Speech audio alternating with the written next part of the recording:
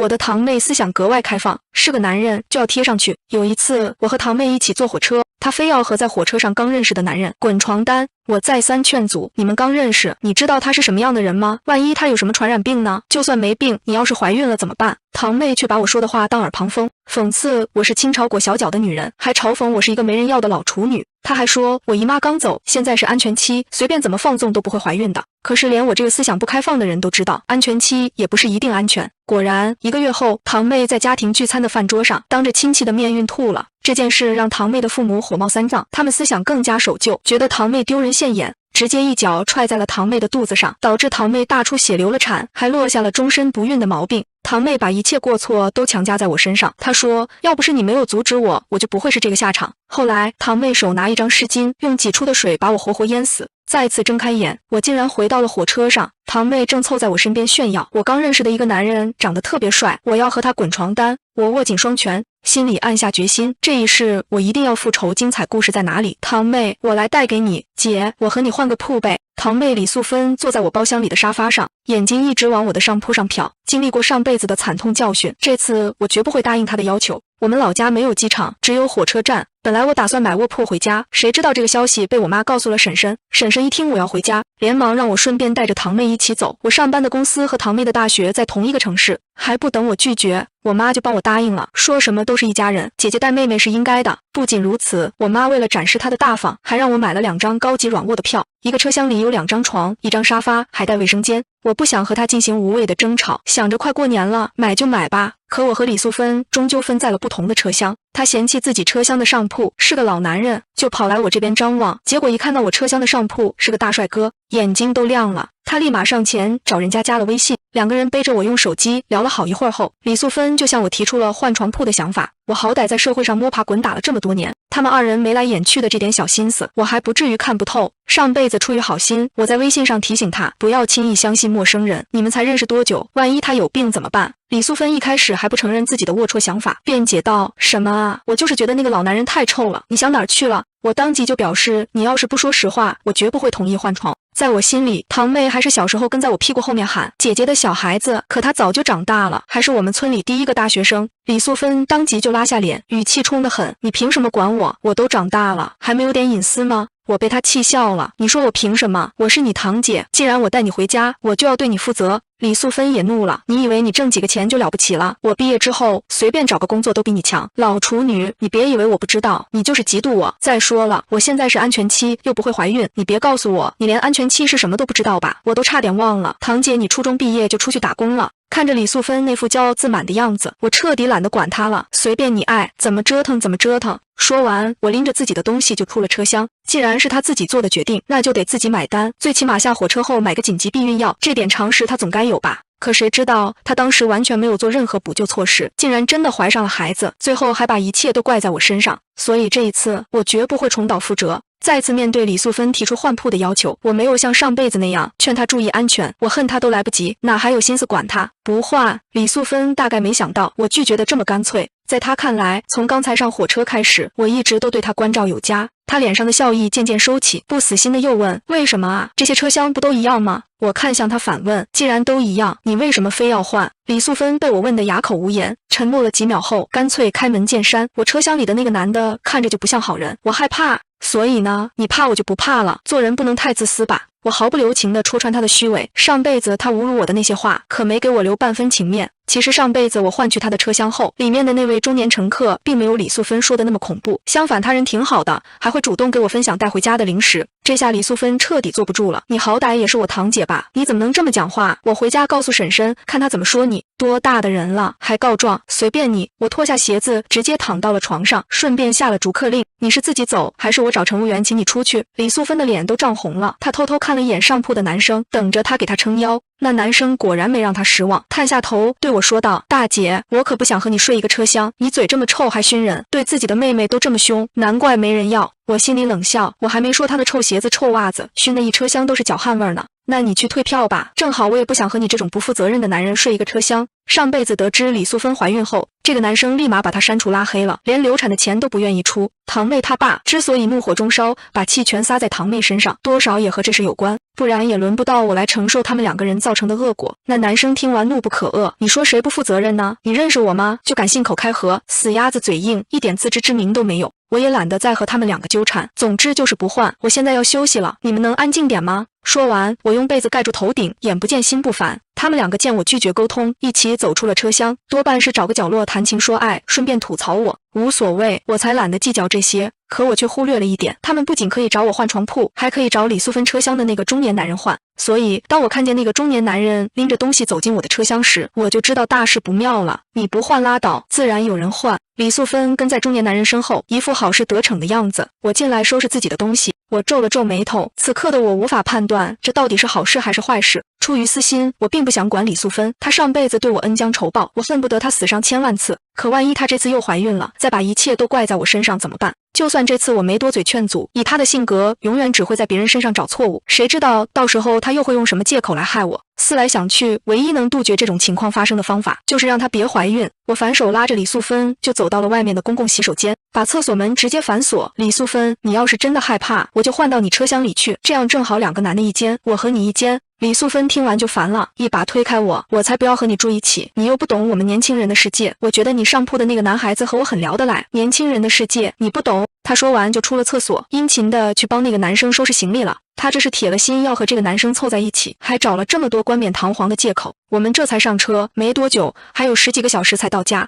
既然如此，我也不会惯着他们。出了厕所门之后，我径直找到了乘务员，毕竟我花大价钱买的高级软卧，合理提出自己的要求总不过分吧。他们私自换床铺，乘务员或许不会管，但我既然要投诉，他们总不能也睁一只眼闭一只眼。见乘务员被我带到车厢，李素芬更无语了。不是，你到底有完没完啊？我也懒得理他，直接把情况告诉乘务员。我和这位男生是一个车厢的，我堂妹和这位男士是一个车厢的。现在这2位男士想换车厢，我觉得影响到我的睡眠了。而且你们不是一票一座吗？买到哪儿就得睡在哪儿吧。乘务员听完，让我们把车票都给他检查了一遍。还不等他开口，李素芬就抢先说道：“我们自己协商同意换床铺了，又不是没买票，这也不行吗？”乘务员把票还给我们，出乎意料的是，他竟然站在了李素芬这边，转身就指责我：“他们自己都协商同意换床铺了，又没有占用你的位置，你有什么好不高兴的？”乘务员这番话让我也懵了，我花钱买高级软卧，他们私自换床铺，影响到我怎么就不能不高兴了？你信不信我投诉你？乘务员直接对我翻了个白眼，爱投诉不投诉，一天天忙得要死，还要遇见你这样的奇葩乘客，真把自己当回事儿了。说完，他还顺便对着李素芬八卦了一句：“你们两个是男女朋友吗？我们车厢里有安全套卖，有需要可以找我买哦。”听到这番话，我整个人都差点石化。李素芬也毫不客气地挽住了那个男生的手臂，娇声道：“是啊，可惜运气不好，被分到2个车厢了，这才没办法找人换床铺。”乘务员点了点头，表示理解。这年头什么人都有，你们想换就换吧，我给你们登记一下就行。他这话明显是在指桑骂槐说我，不过我也没心情和他计较这些。既然乘务员都捅破了李素芬和这个男生的关系，我也就不能装作不知道了。作为堂姐，这点责任我还是要尽的，至少该问的我要问清楚，不能让李素芬事后再寻到我的错处。我看向李素芬，严肃地问：“他是你男朋友？你们才认识多久？”李素芬骄傲地扬起头：“这叫一见钟情，你懂不懂？说半天想跟你换床铺，你不换就算了，还找来乘务员，真是一点眼色都没有。我们就想2个人待在一起，不行吗？”话说到这一步，我也没什么好顾忌的了。床铺只要一换，李素芬必然会怀孕。我指着那个男生质问李素芬：“那你知道他叫什么？住哪里吗？别被人贩子骗了，还帮着数钱。”男生听到我猜忌，他把衣服往行李箱里一塞，转头恶狠狠地看着我：“你胡说什么呢？我好好一个人，怎么会是骗子？你有被害妄想症吧？”我冷笑一声，一把将李素芬扯到我身边。我好歹也是李素芬的姐姐，你跟她谈恋爱，对我态度却这么恶劣，一看就不是认真对待这段感情。你不是在欺骗她的感情，那是在干什么？我想让李素芬看清楚，这个男生根本不值得托付，最好她自己能主动和这个男生拉开距离。可她现在已经被刺激冲昏了头脑，一把挣开我的手，站到了男生身边。你当我傻啊？他叫赵明，至于他住哪儿这重要吗？什么欺骗感情？我们年轻人这叫及时行乐，好吗？以后的事儿以后再说。你能不能别跟脑子裹了小脚一样？封建跟你在一起都嫌丢人，早知道就不和你一起回家了，管这管那的，烦死了。刚才至少还喊声姐，现在是一点都不装了。我要是早知道会这样，打死我也不会帮他买票回家。他倒好，还反过来后悔，真是可笑。我拿出手机对着他们俩咔嚓一拍，男朋友是吧？那我就发给你妈看看，她是不是也能接受你这种及时行乐？她人生被毁的这口黑锅，我是半口都不会背的。李素芬突然慌了，急得一跺脚，冲上来就抢我的手机，你干嘛啊？我猝不及防被他一撞，手机直接摔到了地上。现在的手机摔一下倒也不会有什么大问题，可我刚弯腰去捡，赵明却比我抢先一步，直接一脚把我的手机踢到了李素芬旁边。李素芬眼疾手快地捡起手机，对着我的脸一刷，就想打开相册删掉我刚才拍的照片。不过好巧不巧，我的手机正好没电关机了，而我恰好忘记带充电器回家。我的手机是 Lightning 接口，根本不能和他们的安卓充电器共用。李素芬没抓到把柄，这会儿也不敢继续乱来。可没想到，看到这一切的乘务员淡定地从口袋里掏出一个充电器，我也是 Lightning 接口，借你用。他面带微笑地看着我，毕竟给顾客提供服务是我们该做的。乘务员这是摆明了针对我，他在这里站了半天，肯定早就看懂了我和李素芬之间的矛盾。正常人都能理解，我其实是为了李素芬好，可他却义无反顾地站到了李素芬一边。难道我真的跟不上现在年轻人的节奏了？李素芬接过充电器就要给我手机充电，赵明更是拦着我，不让我靠近。手机刚开机，李素芬就迅速对着我的脸一刷，打开相册删掉了照片，然后直接拔掉充电器还给了乘务员。刚才充的那点电也就够他开一次机的。我是真的失去了所有力气和手段，不得已我再次向乘务员借充电器。你好，方便再把充电器借我用一下吗？乘务员看了我一眼，冷漠地说，不借，我的手机也要充电了。虽然我要为乘客服务，但总不能逼着我把自己的东西借给你们吧。这偌大的火车里肯定还有其他人有充电宝和适配的充电器，可我现在去挨个问别人，只怕人家还以为我是骗子。我只能眼睁睁看着他们三个人走出车厢，李素芬和乘务员交谈的声音还传到了我耳边。你真的不要买点避孕套吗？女孩子还是要对自己好一点。李素芬又提起了上辈子那个话题，我现在是安全期，不会怀孕的，不想浪费钱买套。真是执迷不悟，我无力地坐到了床上，要不是中年男人主动找我搭话，我都差点忘记了车厢里还有他这个人。小姑娘，我有充电宝，你要吗？他有些不好意思地看着我，大概是为了刚才没有第一时间拿出来而感到尴尬，这也能理解，谁没事愿意卷入这种是非里来。我伸手接了过来，连忙道谢，谢谢大叔，不好意思啊，刚才我们吵到你了。中年大叔连忙摆了摆手，小事儿。说完，他又往门口看了看，压低声音把他的手机递到我面前。刚才你们吵架，我拍了几个视频，你要不要看看？听到这句话，我整个人都精神了，这实在是太意外了。我接过中年大叔的手机，快速把他拍的视频看完了。大叔用的是一款很旧的手机，视频拍的有点模糊，但是认识我们的人肯定能认出来画面里的是谁。有用，太谢谢您了。等到我的手机充了点电，我赶紧开机加了大叔的微信，让大叔把视频都发给了我。做这些事的时候，我和大叔聊天才知道，他也有一个女儿，只不过女儿初中还没毕业，就跟着社会上的男人跑了。后来再得到消息，就是女儿生孩子时大出血死在了手术台上。他看着李素芬，就像看到了当初叛逆的女儿。你抓紧时间和他的父母联系吧，趁着孩子还没有做出错事来，我这就去把床铺换回来。我要是早知道是这么回事，当初也不会答应他们换床铺的事。原来大叔刚才一直没说话，是因为心里藏着这些话想跟我说。看着大叔拎着厚重的行李，被因为生活的重压而弯得有些厉害，我的心也跟着揪了一下。他和我的出发点不一样，我只是想救自己，而他却想救李素芬。单从这一点来看，我不如他高尚。管他呢，先把视频发给李素芬他妈再说。只要李素芬不怀孕，她就不会被叔叔一脚踢到流产，我也不会落得上辈子那么悲惨的结局。我前脚刚发完视频，后脚就听到不远处传来了争吵的声音。火车上虽然人多，但高级软卧这边还是比较安静的，再加上李素芬所在的车厢和我离得不远，就火车这隔音效果，声音稍微大一点就能听得一清二楚。不用想也知道，李素芬和赵明的性格肯定不会同意把床铺换回来的。我穿上鞋子就往李素芬所在的车厢跑去，这才一会儿功夫，他就把羽绒服脱了，换上了睡衣，正指着大叔的鼻子骂：你怎么一会儿这样一会儿那样，换都换了，别想换回去。大叔毕竟不像我情绪那么激动，他把行李放在门口，顺便按响了乘务员的呼叫铃。我年纪大了，觉得那边睡觉不习惯，咱们还是各自按照买的票来坐吧。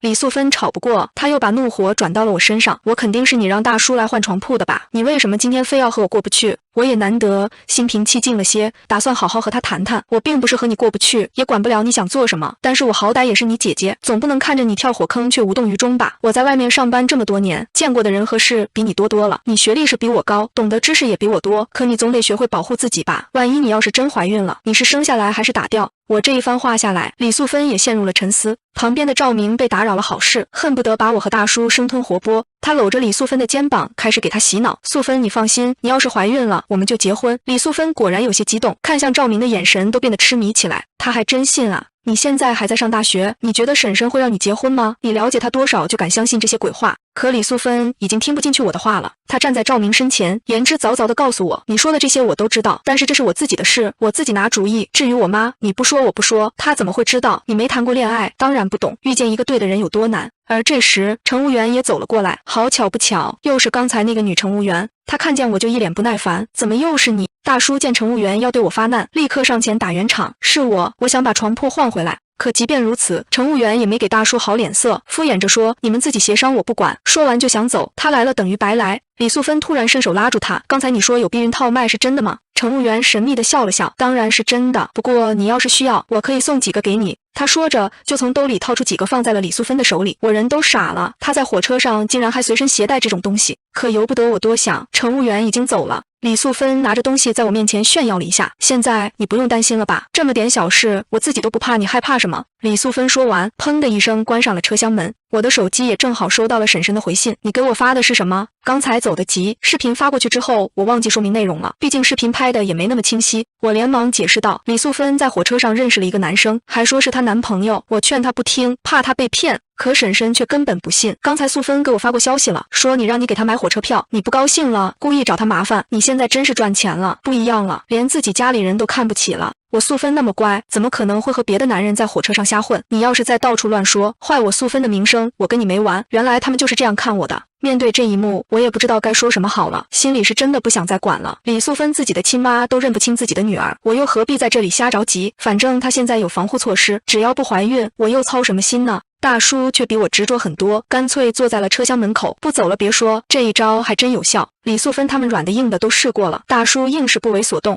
最后他们没办法，只能又搬回了我这边的车厢。不过我们本来是2人间，现在变成了3人间。李素芬就这么和赵明一起睡在了我的上铺。我刚准备拍照发给婶婶，让她好好看看自己的宝贝女儿到底在干些什么，手机就响了起来。听着上铺2个人毫不遮掩的甜言蜜语，我拿着手机走到走廊里接听。妈，怎么了？我妈的语气十分不满。刚刚你婶婶跟我说了，你是不是欺负素芬了？她怎么别人说什么就信什么？我头疼的揉了揉太阳穴，你能不能别听风就是雨？我没事欺负她干嘛？她自己在火车上和别的男人乱搞，我好心劝她，怕她被骗，怎么就成欺负她了？我妈一个字都不信，你怎么上个班学得满嘴谎话？素芬，这孩子我看着长大的，怎么可能做出那种事？你别一天天胡说八道的，不就是买车票花了你一点钱吗？你婶婶刚才说要把钱还给我，我没要。你说我们这么亲近的关系，收她的钱不是打我的脸吗？别到时候你婶婶在村里到处乱说，我在村里还怎么抬得起头？一张车票而已，还计较这么多，她的面子比天还大。如果不是她为了显摆我在外面挣了钱，非要我给李素芬买高级软卧票，我也不会落得这个下场。说到最后，他还没忘了再次强调，素芬毕竟是个大学生，娇气一些，你在车上一定要照顾好她，听到没？我气愤地挂了电话。我一年到头在外面辛辛苦苦打拼，他怎么就没说关心关心我呢？不过当我返回车厢准备推门进去时，却发现门从里面锁了起来。仔细一听，还有不堪入耳的声音从门缝里传出来。我捂住耳朵，转身去了餐车车厢，就这么对付了一晚上。第2天到了下车时间，他们2个才打开车厢门。我一言不发地进去收拾行李，顺便看了一眼垃圾桶。果不其然，他们没干好事。李素芬下车时还和赵明依依不舍地搂搂抱抱，没眼看的我直接先下了火车，打车回了家。我才不会真的按照我妈说的好好照顾她。本来火车上大叔的话让我对李素芬产生了一丝保护欲，可他婶婶还有我妈的态度让我彻底寒了心。我一个人先回了家，我妈见我一点关心李素芬的样子都没有，一开口就是抱怨，跟你说了把素芬一起带回家，你怎么就是不听呢？到时候吃年饭都坐在一张桌子上，你婶婶肯定要拿这事来说事，到时候别人还以为我们小家子气，连一点车费都舍不得。我拖着行李箱径直回了房间，把门关上，将我妈的声音隔绝在外面。跟她解释也没用，她好面子的思想已经根深蒂固了，不落到她自己身上，她永远不知道疼。我妈的不满一直持续到了年夜饭那天。从家里出发去饭店的路上，我妈还在不停担忧，待会儿你婶婶肯定要得理不饶人，都怪你。这话我天天耳朵都听得起茧子了，我彻底没了过年的心情。年夜饭我们要和2个姑姑家一起聚，奶奶生了4个孩子，也算热闹，4家人包了一个大包厢。今年轮着婶婶一家请客，每年都是这样轮流来。我陪着我妈进去的时候，婶婶直接朝我阴阳怪气，哟，这不是我们的大老板吗？这么小的包厢你可别嫌弃。李素芬也冷着脸看都没看我一眼，真是生你抖你愁。两个姑姑家还不知道发生了什么事，顺嘴问了一句这是怎么了，说话夹枪带棒的。婶婶一见有人搭茬，立马开始倒苦水。哎呦，二姑，你是不知道，先前我不是让她帮忙把素芬一起从学校坐火车带回家吗？我想着两个孩子有个照应，结果人家嫌我们素芬让她多花钱买票，在火车上就给我发消息，说我们素芬和别的男生瞎搞。我知道后气的，我立马就问素芬了，素芬这才告诉我，在火车上他就一直看素芬各种不顺眼，不就是一张火车票吗？我们家又不是给不起。下了火车，他把素芬丢在火车站就自己走了，你们说说我能不气吗？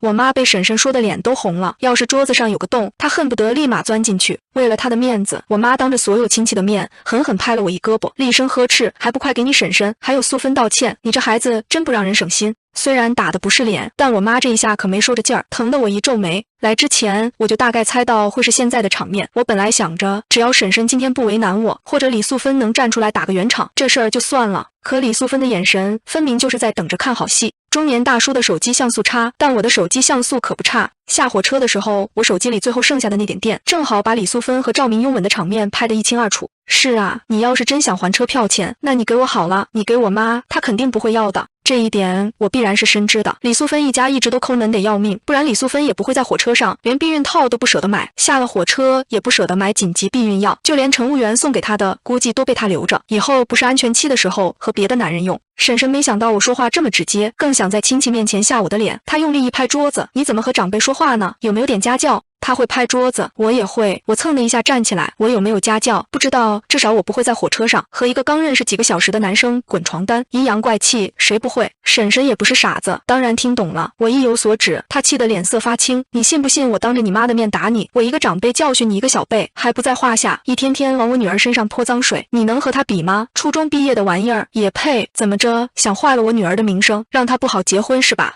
他说着撸起袖子就要来打我。我妈平时对我骂归骂，说归说，见我真要被打，立马把我护在身后，对着婶婶怒吼，你动她一下试试。我自己的女儿我都没舍得动一个手指头。包厢里闹得不可开交，服务员恰好端着盘子过来上菜，大家顾及面子上的事，还是各自坐回了座位，毕竟家丑不可外扬。而放在李素芬面前的是一盘清蒸八宝鱼。李素芬闻着鱼腥味，没忍住扭头就吐了。婶婶还以为她只是不舒服，赶紧给她拍后背，是不是感冒了？你这孩子身体一向很好，一定是那天他一个人把你丢在火车站，让你冻到了。这理由也太牵强了，这都1个月以前的事儿了，感冒病毒的潜伏期哪有这么长？我淡淡开口，我倒是看她不像感冒，不会是怀孕了吧？那天晚上她和我上铺的男生把我关在门外一整晚，我还是在餐车车厢睡的呢。在李素芬心里，估计从来没有料到我会真的把她的事讲出来。可能是从小到大，她学习成绩就好，一直以来都是亲戚口中的好小孩，而我自然就是反面教材。就算我比她大几岁，可她一直有一种优越感，觉得我只能仰着头和她说话。或许以前的我在无形中真的就是这么懦弱，可我都是死过一次的人了，也明白了一个道理，只有自己看得起自己，别人才会看得起我。李素芬还想瞒着，对着亲戚们乱说，我就是这几天身体不舒服才会这样，怎么可能怀孕？还有什么男生？都是他瞎编的，难道人吐了就是怀孕吗？他还在狡辩。我拿出手机，把他们拥吻的照片展示给婶婶看，视频看不清，这照片你总能看清了吧？婶婶看了一眼照片，捂着胸口就瘫坐在椅子上，恨铁不成钢地瞪着李素芬。李素芬也没想到我还留了后手，立刻解释道，现在照片都可以作假的，这一定是他 P 的吗？难道你还不信我吗？他们老一辈的人可能不懂照片能 P， 但婶婶自然是无条件相信李素芬。婶婶对着我破口大骂，你怎么这么恶毒？我素芬到底哪里对不起你了？难道她太过于优秀，也是她的错吗？婶婶说着，眼泪鼻涕一起往下流。这时姗姗来迟的大姑父正好推门进来，婶婶看见救星一样，立马拉着大姑父，姐夫，你快来给我们素芬把个脉。大姑父被婶婶弄得一头雾水，这是干什么？不是吃年饭吗？大姑父在我们家里也算能说话的人，因为他是附近有名的老中医，家里的锦旗挂满了一屋子。婶婶拽着他坐在李素芬旁边，李素芬倒也不慌，乖乖把手放在桌子上。大姑父虽然没搞清状况，但还是把手搭上去把了脉，可没几秒，大姑父就撤开了手，脸上全是不可思议。素芬这是喜脉啊！其他的亲戚听到这话，脸上都露出了意味深长的表情，只有婶婶还不肯信。姐夫，你是不是搞错了？你再把一次，再把一次。他死死按着大姑父不让走，大姑父也拉下了脸，不需要再把了。喜脉我怎么可能把错？你再乱说，别怪我不顾这么多年的亲戚和气。婶婶不敢再拦着大姑父，只是一味的抹眼泪。李素芬却有股初生牛犊不怕虎的劲儿，不满地喊道：绝对不可能，我当时是安全期，怎么可能怀孕？婶婶一听这话，两眼一翻，差点岔过气去。在一旁一直没说话的叔叔脸色阴沉的可怕，他猛地一巴掌扇到李素芬的脸上，怒吼道：还在狡辩，没脑子的东西，你当我也傻吗？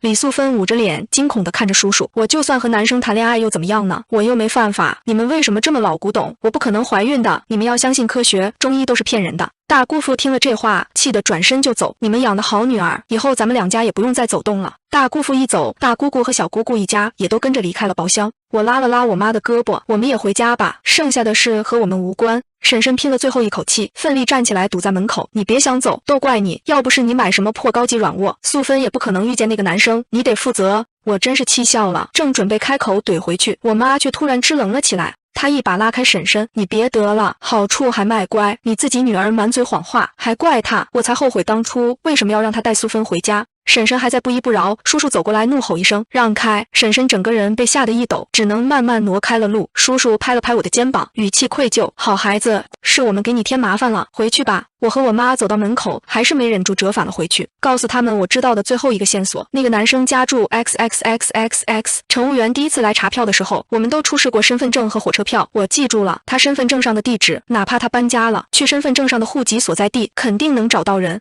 此刻的李素芬拿着手机，脸上露出了绝望的神情。很明显，赵明把他删除拉黑了。我也只是给他们递个线索，至于他们想怎么处理，就与我无关了。我只知道第二天大年初一，叔叔家里的门就锁了。过了没几天，他们就给所有亲戚发了喜帖，说正月15给李素芬和赵明办酒结婚。所有人都不理解为什么叔叔会同意这个决定，叔叔只能无奈地说，素芬被那个男人迷了心窍，闹着要自杀，非要嫁过去，还说领了结婚证，大学里还能加学分。说到最后，叔叔又加了一句，语气里满是失望，这个女儿我只当没生过。正月15那天，我们所有的亲戚聚在一起，坐了很久的火车，再转汽车又搭了摩的，然后走了几个小时的山路，终于到了赵明的家里。婶婶一言不发，只是一味地流眼泪。只有李素芬还沉浸在她的恋爱脑里，摸着肚子向我炫耀，你个老处女，我都结婚了，你还没男人要，你就嫉妒吧。我笑了笑，没接话。傻姑娘，你的苦日子还在后头呢。吃完了李素芬的酒席，我的假期也到此结束。回去上班的火车上，我又遇到了那个女乘务员，不过这一次她可没有年前看上去那么嚣张了。我路过的时候，听到其他乘务员在背后议论她怎么还好意思来上班啊？是啊，听说她的原配马上就要起诉她了，之前那个金主给她买的包包、首饰还有花的钱，全部都要拿回去，真是活该。我听完就默默回到了自己的车厢。这个世界上果然是恶人自有恶人磨。1年后，我回家过年，得知叔叔婶婶又怀了2胎，大概是大号练废了，想继续练小号吧。至于李素芬，大学自然是没继续上了。听说她现在又怀了2胎，因为第一胎生的是女儿，赵明一家重男轻女，逼着她必须生个男孩。可她第一胎是剖腹产，才刚1年多，再生2胎风险极大。这些事情都与我无关了。虽然我到现在还没结婚，可我明白人生这条路怎么选都会有遗憾，而自爱自重在任何时候都不会过时。